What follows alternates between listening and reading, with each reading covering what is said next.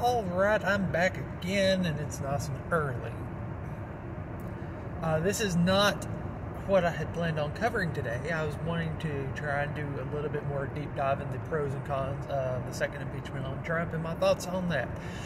But the Yankee Marshal just so happened to have posted a video last night about something Marco Rubio is doing in the Second Amendment world. And I figured, what the hey, that sounds a little bit more pressing.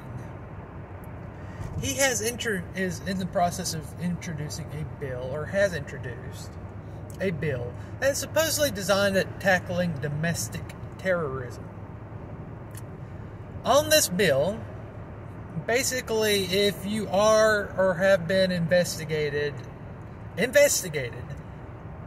for possible domestic terrorism, not charged, not convicted, tried, anything, arrested, if you have been investigated for even possibly committing domestic terrorism, something deemed domestic terrorism, you get put on a list, unbeknownst to you, in which if you go and try to purchase a firearm, a flag will go up, and they have an avenue by which they can go in, prevent you from purchasing said firearm. I did skim over it last night. I hadn't really put a whole lot of thought into it because I'm just now feeling, for some reason, I have a bug at my keister, and I'm decided to do a video on this first thing in the morning. But I'll put a link down below in the description in regards to this, to Marco Rubio's website of all places. But there may be some avenue to even prosecute and seize firearms, from what others have said on the matter. I believe I remember reading something about that, but I was also, like I said, that was last night. I've slept since then, and I'm just a little ticked off on this. And the reason I am ticked off, he's Mr. Pro-conservative values, pro-Second Amendment and everything else, pro-rights.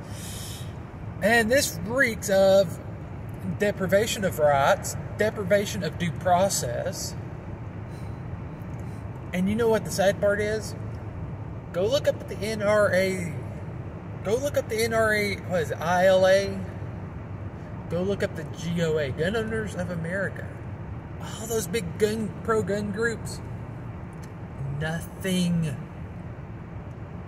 They are saying nothing.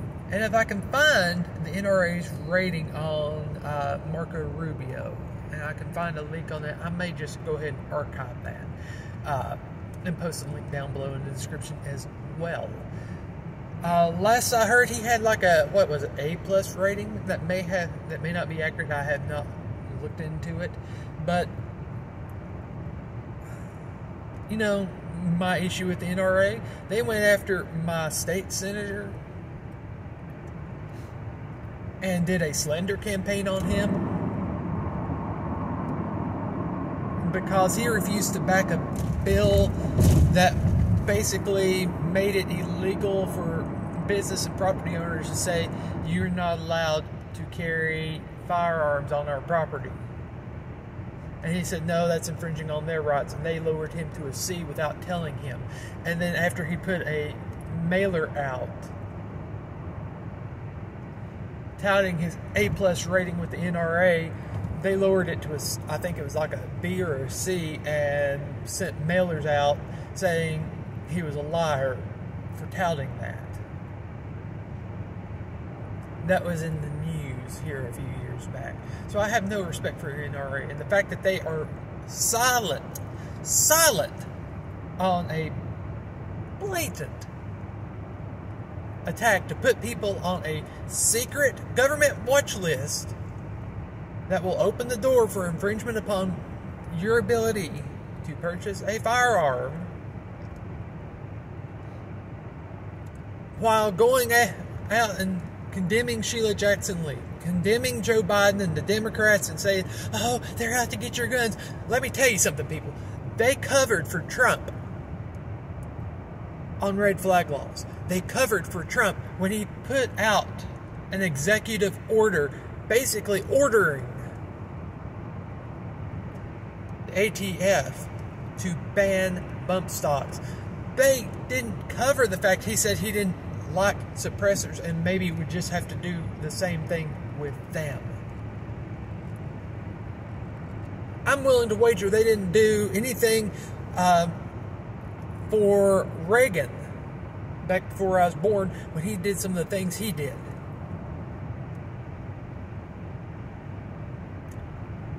They definitely, when Trump and the Republicans had control of both houses of Congress and the White House, they definitely didn't do much in the way to push pro Second Amendment laws or try to unravel any previous gun control. They did not make a move to do that.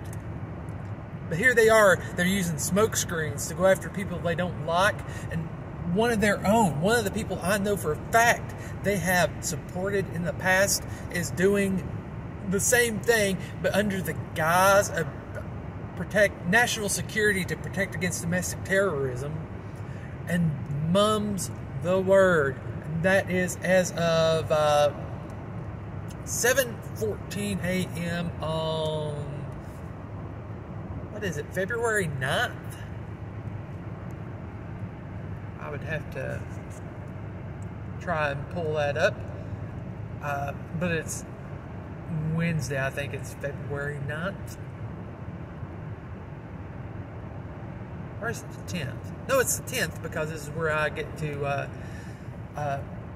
file for a refund because the post office lost a Amazon package. So yeah, today's Wednesday, February 10th. Like I said, it's early and didn't sleep well and I'm kind of grouchy. If this does not tell you, you cannot trust the politicians. You cannot trust the big organizations. I don't know what else needs to be thrown out for you to realize this. I mean, let's face it. Last summer, when like the police and military and whatnot were firing on people on their front porch, what was it, paper balls or something other, just sitting on their front porch, that should have been clue enough you can't trust the military and law enforcement. They're going to do what they're ordered to do.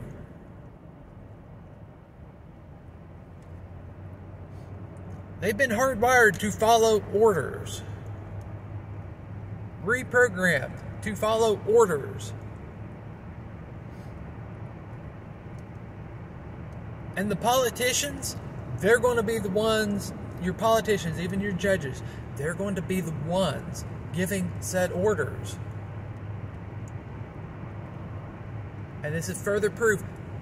Just because they have a little red R after their name doesn't mean you can trust them. As has been said many times, vigilance is the price one must pay for freedom.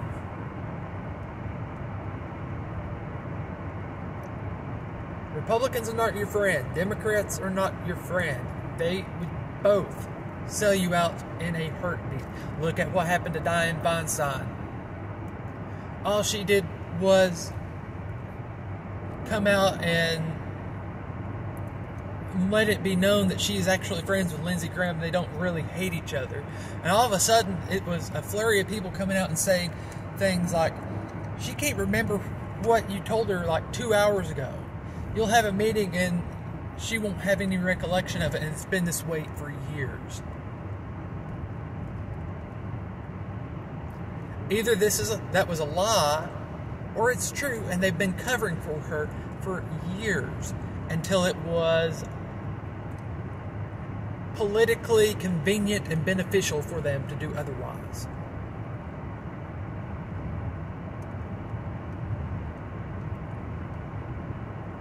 If that is not a giant red flag, I don't know what is. We have been pitted against ourselves for years. think of all the times you've had politicians say, oh, if the other party gets it, we're doomed. Something to that effect. Both sides.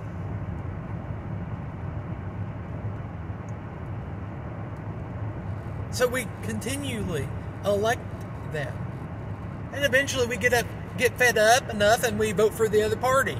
Get them in power. And nothing changes.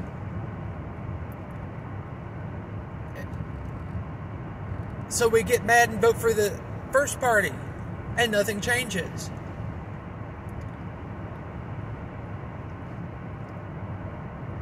What we need to do, we need to start using the vote to hold our politicians accountable. We need to quit electing the same people. We need to quit electing the same parties.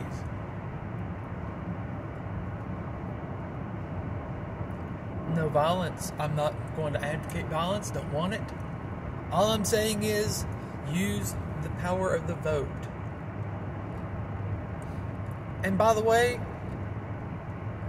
from now on, I'm going to demand a paper ballot. I'm not going to use that stupid little electronic machine. And I'm going to suggest you do the same. It's time we, the people, step up, pay attention to what's going on, what our politicians are actually doing. And it's time we make our voices heard and we force the changes to where our government is for the people.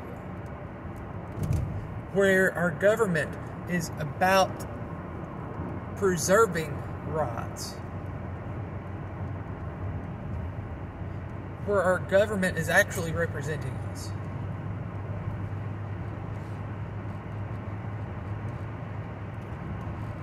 Because for me personally, it's becoming painfully clear those career politicians do not have our best interest at heart.